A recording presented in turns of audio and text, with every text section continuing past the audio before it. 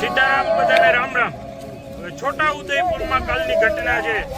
એક પાણી પુરવઠાની ઘોર બેદરકારી, એમાં બે માસૂમનો જીવ લેવો। એક 3 વર્ષની દીકરી, એક 4 વર્ષની દીકરી, એક ગરીબ પરિવાર, જેમ કહેવાય છે ને મજૂરી કામ કરી, ખેતી કામ કરી અને પોતાનું ગુજરાન ચલાવતા હતા અને મા બાપ કામે ગયેલા હતા। ને અહીંયા બાજુમાં એક પાણી પુરવઠાની પાઇપલાઇન, પાણીના પીવા માટે, પાણી પીવાનું આવતું નથી। હજી 150 કરોડનો પ્રોજેક્ટ છે, છતાં પાણી પીવાનું આવતું નથી। પાણીની પાઇપલાઇન ખુલ્લી રાખી અને નાલું ભરાઈ ગયું અને બિચારી 3 વર્ષની 4 વર્ષની દીકરી એમાં પાણીમાં પગ લપસી જતા ડૂબી જતા બંને બી દીકરીનું મૃત્યુ પામી છે। અને આદિવાસી સમાજમાં અત્યારે ઘણો બધી રોષ છે, કેમ કે આ તંત્રની બેદરકારી કહેવાય છે। આ દીકરીનો કોઈ વાંક નથી હોતો, તંત્રની 100% બેદરકારી કહેવાય છે।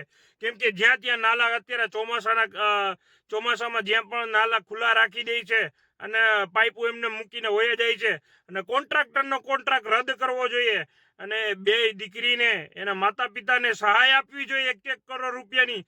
શા માટે? આ ગુજરાત સરકારને હું કહેવા માંગુ છું, હર્ષ સંઘવીભાઈને કહેવા માંગુ છું, તમે દીકરી બેટી બચાવ કહે છે ને, આજે બેટીને તમે ન્યાય આપવા માટે એને 1 કરોડની સહાય આપો, જેથી કરી મજૂરી વર્ગ છે બિચારા અને અત્યારે આખા એટલા હેરાન છે। બે દીકરીઓ એકી સાથે છીનવાઈ જાય, જેની છીનવાતી હોય ને એને ખબર પડે કે શું હાલત છે શું નહીં।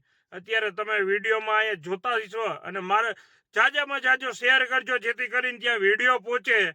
શેર કરજો, લાઈક કરજો અને ફોલો કરી નાખજો, કેમ કે જેથી આવા વિડીયો તમને જોવા મળે અને એક આપણે બે દીકરીઓને ન્યાય અપાવવાનો છે। શા માટે?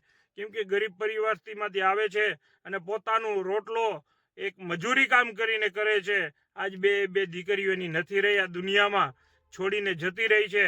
તો અને અધિકારીઓને ફોન કરવામાં આવ્યો છે, પણ અધિકારી કોઈ ફોન ઉપાડીને કહે છે આવું, પણ 2-3 કલાક સુધી આવેલા નહીં। અને સાંસદ ત્યાં મુકેશભાઈ કરીને સાંસદ હતા, એ દોડી આવેલા છે।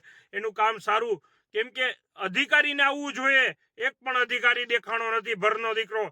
કેમ કે આવા અધિકારીઓને તાત્કાલિક ધોરણે સસ્પેન્ડ કરી અને ઘર રવાના કરવા જોઈએ અને દીકરીને સહાય આપવા માટે સાંસદ પણ મહેનત કરે છે, તમે પણ મહેનત કરજો મિત્રો, કેમ કે શેર કરી અને આ વિડીયો સંઘવીભાઈને પહોંચે, ત્યાં એને સહાય મળે તો બિચારાને રોજીરોટી હાલે।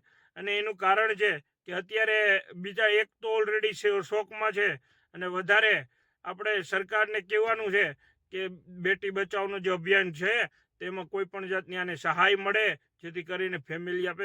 વિડીયો જાજામાં જાજો શેર કરજો, જેથી કરી અને આ વિડીયો ત્યાં જાય। જય શ્રી રામ, સીતારામ।